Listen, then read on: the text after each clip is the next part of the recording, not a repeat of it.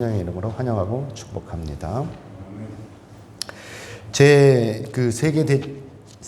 제2차 대전이 막바지에 이르렀을 때, 그때 이제 연합군은요, 이 전쟁 고아들을 위해서 막사를 제공하고 또 이 고아들을 정착시킬 마땅한 곳을 이제 물색하고 있었습니다. 그러는 동안에 이제 이 아이들은 군인들로부터 이제 지극한 돌봄을 받게 되었습니다. 그리고 또 이 전쟁통에 상상할 수도 없는 이제 음식을 제공받기도 했습니다. 그런데 얼마 후에 이 군인들이 뭔가 발견을 했어요. 그것이 뭐냐면 이렇게 아이들을 잘 돌봐주는데도 불구하고 아이들이 밤마다 잠을 못 자는다는 거예요. 그리고 뒤척이는 거예요. 그래서 아니 이들이 잘 먹이고 잘 입고 잘 지내고 있는데 밤이 되면 잠을 못 자는 거예요. 그건 좀 이상하잖아요, 그렇죠? 그래서 군인들이 아무리 생각을 해도 이해가 안 가는 거예요. 그래서 이제 도대체 이들이 왜 잠을 못 자는지 이것을 파악하기 위해서 이제 심리학자들을 불러다가 이제 상담을 하게 했죠. 그러고 나서 마침내 이제 이 상담한 결과를 얻게 되었죠. 또 대체 원인이 뭔지, 또 원인이 있으면 해결할 수 있는 해결책이 있을 거 아닙니까? 그래서 이제 이 해결책까지도 얻었어요. 그래서 이제 어떻게 하기로 했냐면 이 아이들이 잠자리에 들기 전에 이제 한 사람이 침대로 다니면서 아이들에게 빵을 하나씩 쥐어주는 거예요. 이렇게 조그만 빵을 하나씩 다 손에다 쥐어주는 거예요. 잠자리에 들 때. 그 아이들이 이제 그 빵을 쥐고 잠을 자게 한 것이죠. 그랬더니 이 매일 저녁마다 아이들에게 빵을 쥐어주니까 이들이 잠을 잘 자는 거예요. 이 빵을 손에 쥐고. 자, 여러분, 왜 그랬을까요?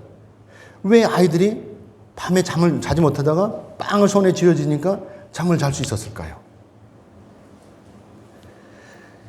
그 이유는 다른 게 아니에요. 아이들이 불안했기 때문에 그래요.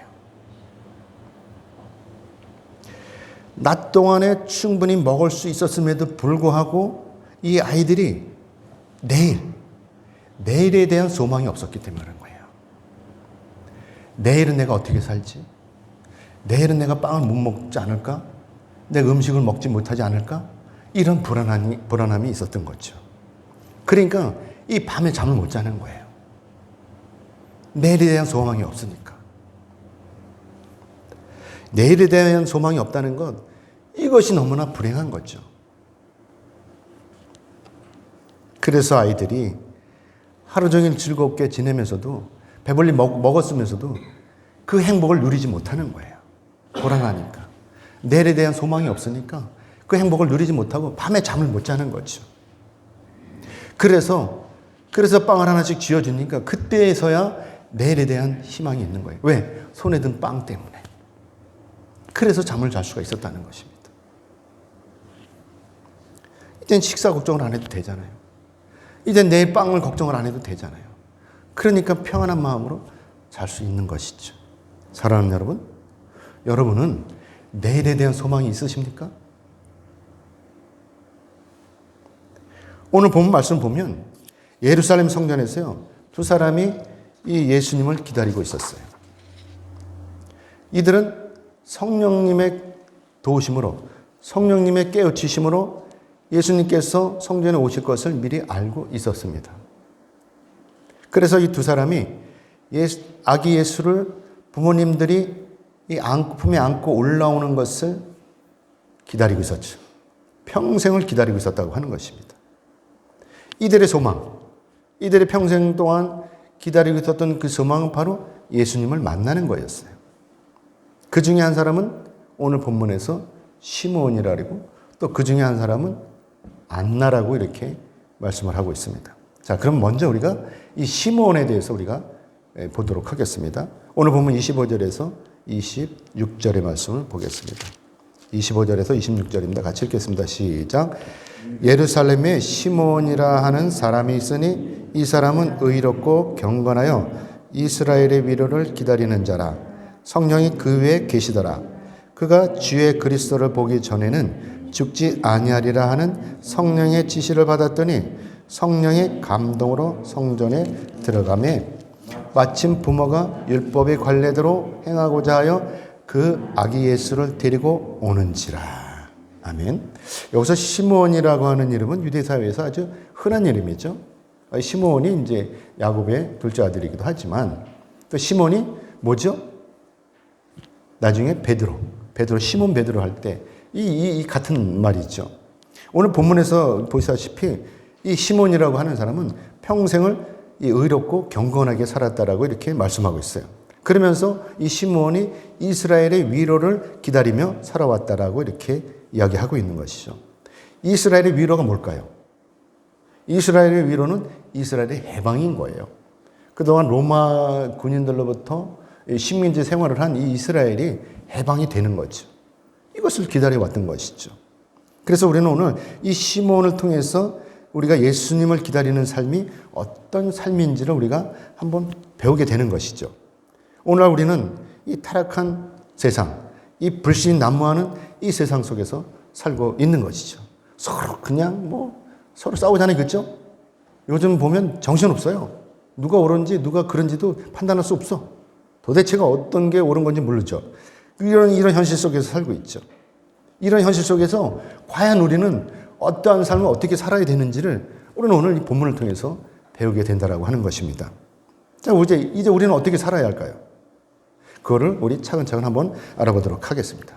아무튼 이렇게 때가 되니까 예수님의 부모들은요, 율법에서 정한 대로 그 규례대로 정결 예식을 치르기 위해서 정결 예식을 드리기 위해서 이제 예루살렘 성전에 올랐다라고 하는 것입니다. 당시 유대인들의 정결 예식은 이 산모가 이 자식을 낳은 후에 정한 기일이 있어요. 그 기일에 따라서 제사장에게로 이제 나아가지고 하나님 앞에 예물을 드리면서 이제 속죄를 하는 거죠. 속죄를 받는 것이죠. 이들이 이렇게 하는 이유는 이 자녀를 해산한 산모가 부정하다라고 이렇게 성경에서 규정하고 있기 때문에 그렇습니다. 그래서 이 부정을 씻어야 되는 거잖아요.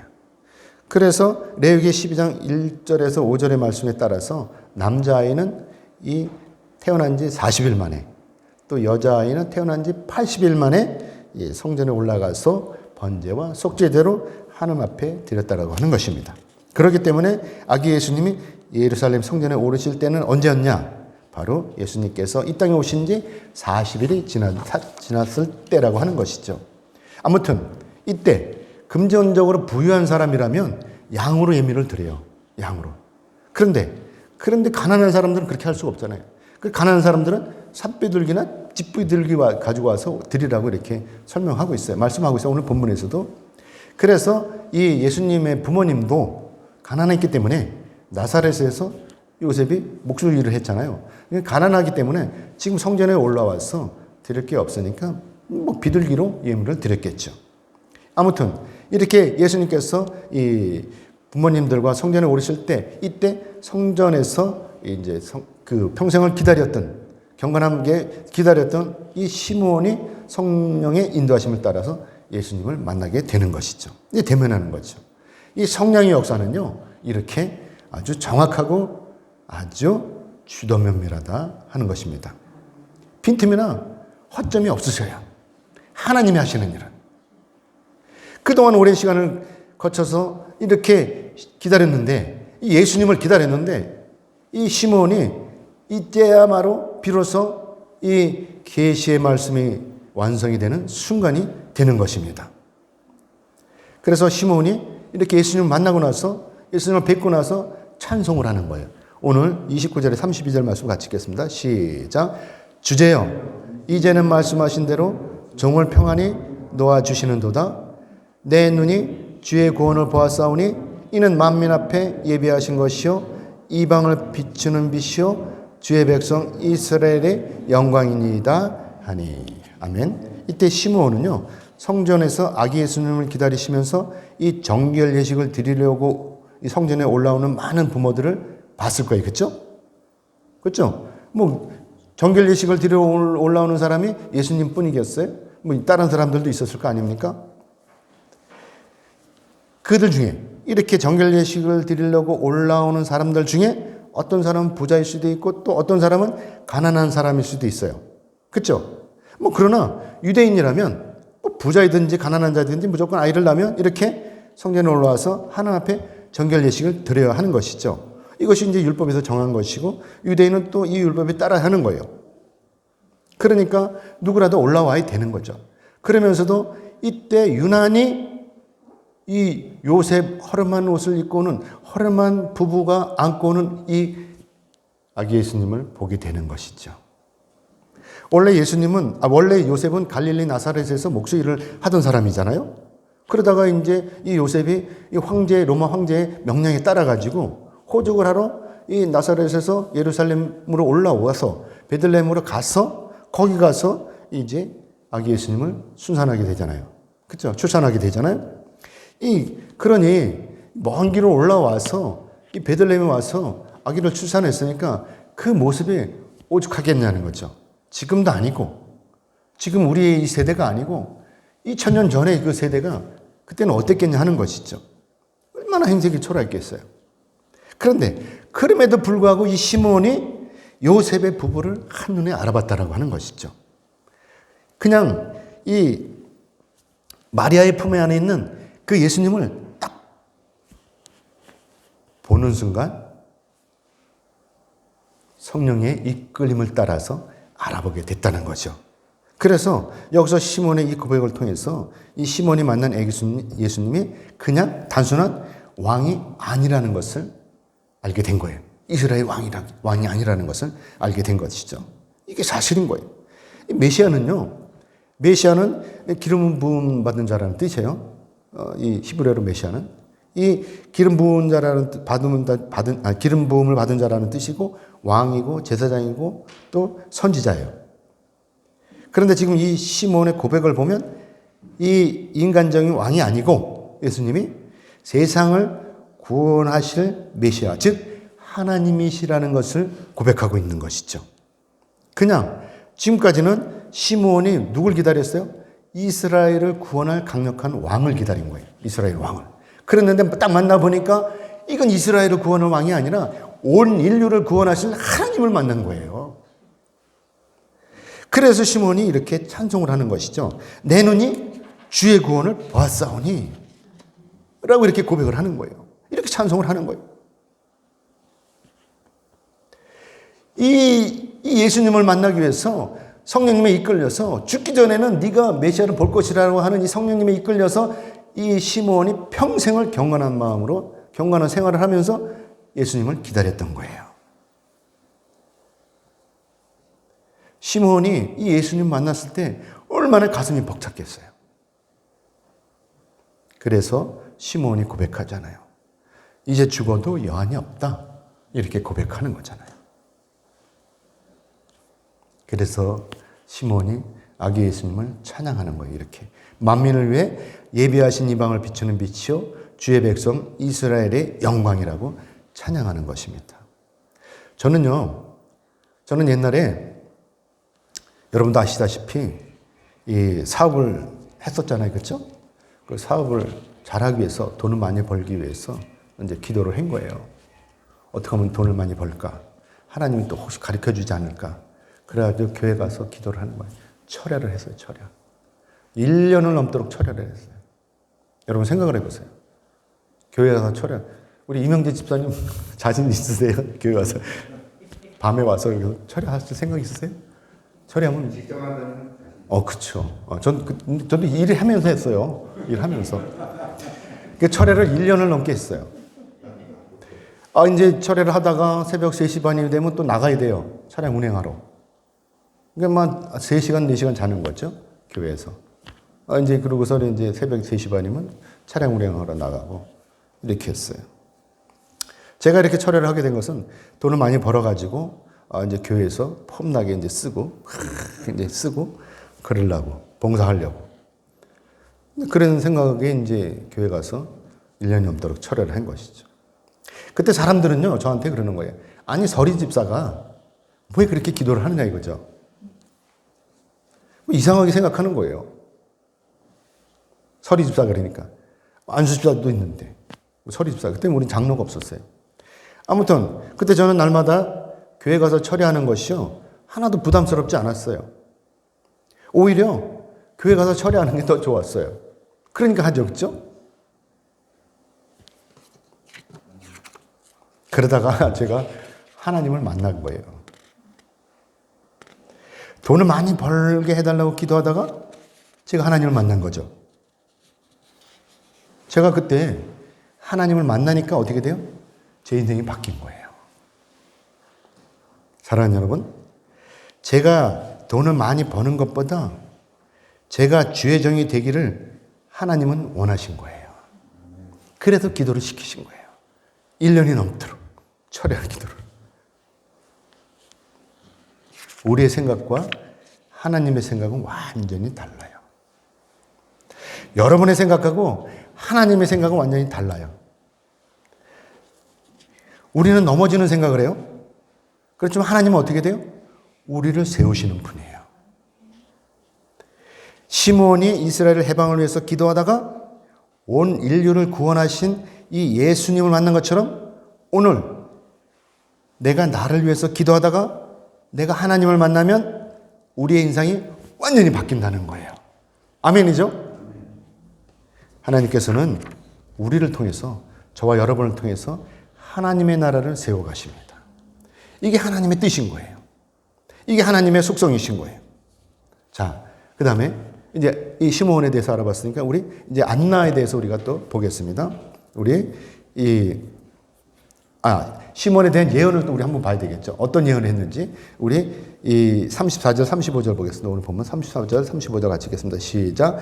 시므온이 그들에게 축복하고 그의 어머니 마리아에게 말하여 이르되 보라 이는 이스라엘 중 많은 사람을 패하거나 흥하게 하며 비방을 받는 표적이 되기 위하여 세움을 받았고 또 칼이 네 마음을 찌르듯 하리니 이는 여러 사람의 마음의 생각을 드러내려 함이라 하더라. 아멘. 이 시몬의 이 예언은요, 예수님의 장래에 대한 예언인 것이죠. 아기를 안고 올라오면 안 돼. 예수님의 장래에 대해서 지금 예언을 해주는 거예요. 이거 하나님이 하시는 일이에요. 이거 시몬이 하고 싶다고 했겠어요?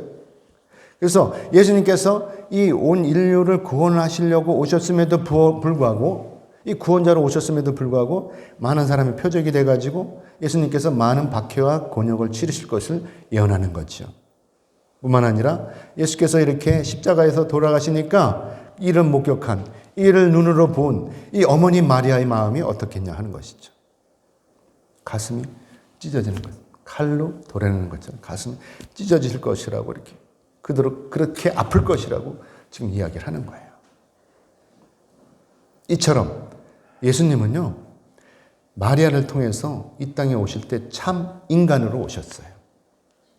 그리고 저와 여러분처럼 감기도 걸리시고 아마 코로나가 있으면 콜레라도 걸리실 거예요. 그리고 배탈이 나시기도 하시면서 동생들하고 어울리면서 성장하신 것이죠. 그리고 이 아버지인 요셉이 또 일찍 죽었어요. 그래가지고 예수님이 가장이 되신 거예요. 그래서 30살이 될 때까지 이 동생들을 돌보면서 호르몬을 모시면서 이렇게 살으셨다고 하는 것입니다. 이처럼 예수님은요, 참 인간으로 오셔서 그 인간의 삶을 살으셨다고 하는 사실이 있죠. 그래서 나중에 예수님께서 십자가에 달리시기 전에 이 제자들 데리고 겟세마네 동산에 올라가셔서 혼자 올라가셔가지고 거기서 기도하실 때 땀방울이 핏방울이 되도록 기도를 하셨다라고 하는 것이죠. 왜 그렇게 기도를 하셨겠어요? 예수님도 이 십자가의 처형이 두려우셨던 거예요. 그래서 할 수만 있다면 그 십자가의 처형을 피하고 싶으셨던 거죠. 사랑하는 여러분은 예수님의 그 십자가의 고통이 여러분의 마음에 그려집니까? 그리고 여기서 중요한 말씀 바로 오늘 35절 하반절의 말씀처럼 여러 사람의 마음을 드러내려 하신다라고 하는 말씀입니다. 이 말씀은 마지막 날에 예수님을 통해서 우리의 마음들이 다 드러나는 거예요. 누가 진정한 그리스도인인지, 누가 가짜인지가 드러나는 것이죠. 하나님 말씀에 따라서 살기로 작정했음에도 불구하고 허위를 사는 거예요. 위선으로 사는 거예요. 이런 것들이 다 드러나는 거예요. 그래서 신명기 6장 4절의 말씀처럼 마음을 다하고 누가 마음을 다하고 누가 뜻을 다하고 누가 힘을 다해서 하나님을 예배했는지, 아니면 누가 형식적으로 그저 그냥 왔다가 가는 그런 예배를 드렸는지가 다 드러나는 것이죠. 진짜와 가짜가 완전히 드러나는 거예요. 저는 여러분 모두가 진짜가 되시기를 주님의 이름으로 축복합니다. 아멘. 자, 그러면 이번에는 아까 넘어갈 뻔했는데 이 두 번째 이 안나는 어떤 사람인지 우리가 보도록 하겠습니다. 오늘 본문 36절, 37절의 말씀 같이 읽겠습니다. 시작. 또 아셀 지파 바누엘의 딸 안나라 하는 선지자가 있어 나이가 매우 많았더라. 그가 결혼한 후 7해 동안 남편과 함께 살다가 과부가 되고 84세가 되었더라. 이 사람이 성전을 떠나지 아니하고 주야로 금식하며 기도함으로 섬기더니. 아멘. 여기서 안나는요, 시므온과 달리 아셀 지파라고 이렇게 소개하고 있어요. 시므온은 그냥 시므온이라는, 여기는 뭐 아셀 지파라고 이렇게 소개하고 있는데, 아셀은 야곱의 8번째 아들이죠. 그래서 이 안나가 아셀 지파의 자손이라는 거죠. 그리고 또 바누엘의 딸이라고 이렇게 소개하고 있죠. 이 바누엘은 야곱이 약복강가에서 이제 천사와 씨름을 하고 이스라엘이라고 이름을 얻잖아요. 이때 야곱이 거기 이름을 이 브누엘이라고 이제 이름을 지어요. 근데 브누엘이라고 하는 뜻은 하나님의 얼굴이라는 뜻이거든요. 브니엘, 하나님의 얼굴이라는 뜻이거든요. 그래서 이 브니엘에서 나온 이름이 바로 바누엘이라고 하는 것이죠. 아무튼 그래서 이 안나는 히브리어로 또 한나예요. 한나. 이 한나가 여러분들 생각나죠? 이 사사이고 또 제사장이고 선지자였던 사무엘의 어머니가 한나예요. 이 한나 이름과 이 안나가 동일한 이름이다라고 하는 것입니다. 그래서 이 안나는 이 구약 성경에서 드보라 또 훌다 이런 선지자들처럼 이 안나도 훌륭한 선지자였다라는 것, 여자 선지자였다라고 이렇게 소개하고 있는 것이죠. 자, 아무튼 오늘 본문에서 이 안나가 결혼한 후에 7년을 남편과 같이 살다가 과부가 되고 나서 84년을 살았다고 하는데, 자, 그러면 84년을 살았다고 하는데, 그러면 안나의 나이가 도대체 몇 살인가? 제가 계산을 해봤어요. 이때 당시에 결혼할 때 나이를 14살로 잡으면, 뭐 14살로 잡으면, 뭐 낮게 잡은 거예요? 14살로 잡으면, 이 남편하고 7년을 살았어. 그럼 몇 년이죠? 21살이잖아요. 그죠? 그리고 84살을 살았어. 84년을 살아서 그럼 몇 살이에요? 105이라는 거예요. 우리가 적게 잡아도, 그렇죠? 뭐 20살에서 결혼했다 그러면 더 늘어나는 거죠. 110살은 되겠죠. 아무튼 이렇게 105살이나 됐다고 하는 것이죠. 무엇을 위해서 이렇게 성전에서 금식을 하면서 기도했을까요? 안나가. 바로 이 예수님을 만나기 위해서 그런 거예요. 이 안나도 이렇게 성전에서 금식하면서 경건하게 살았던 것은 뭐냐? 바로 이스라엘을 해방시킬 그 왕을 만나기 위해서 그런 것이죠. 그 왕을 기다린 거예요. 성령이 이끌리면서. 인간적인 생각을 하고 기다린 거죠. 그런데 이 안나도 시므온과 마찬가지로 죄와 사망에서 온 인류를 구원하실 그 예수님을 만나게 된 거예요. 그 하나님을 만나게 된 거예요. 그렇죠? 그냥 이스라엘을 구원할 그 왕을 기다리다가 그 왕을 보내주실 것이라고 하는 그런 기대감 가지고 기도했는데, 온 인류를 구원하실 하나님, 그 메시아를 만났다고 하는 것이죠. 그래서 안나도 이렇게 하나님 앞에 감사와 찬송을 하는 것입니다. 우리가 하나님을 찬송하는 것은요, 우리의 신앙 고백인 거예요.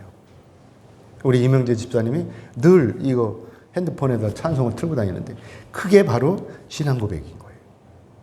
또한 우리가 하나님 앞에 감사하는 것은요, 하나님께 대한 순종의 표시인 거예요.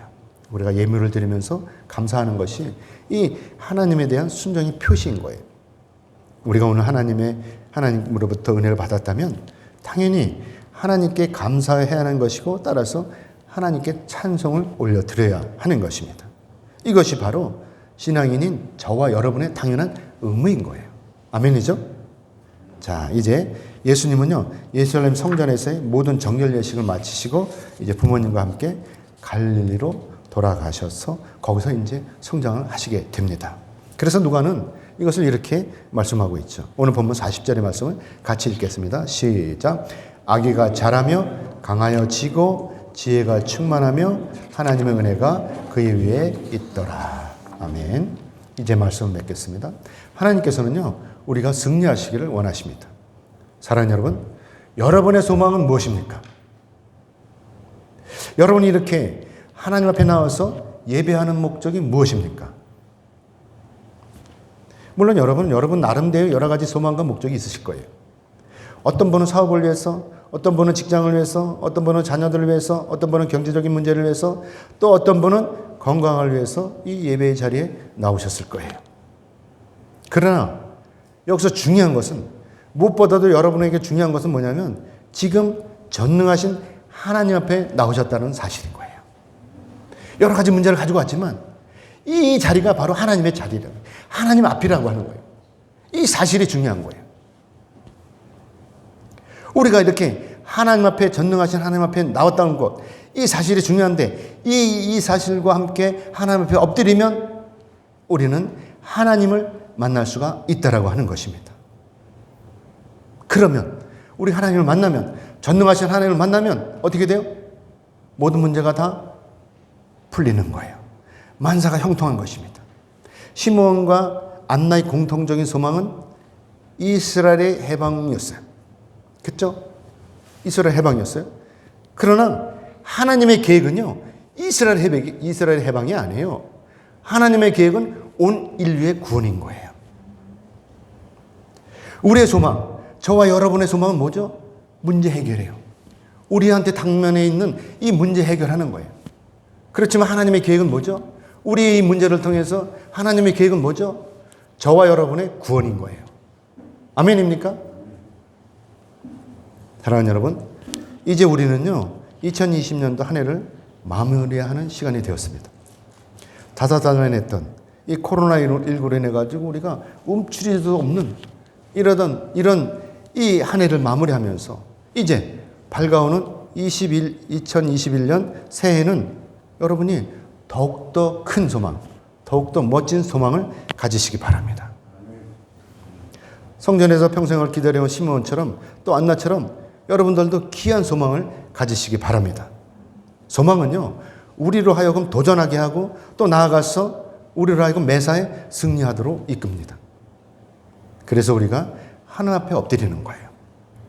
그래서 우리가 하나님 앞에 이렇게 엎드리면 우리에게 어떤 문제가 있든지 우리는 우리를 구원하실 하나님을 만나게 되는 거예요.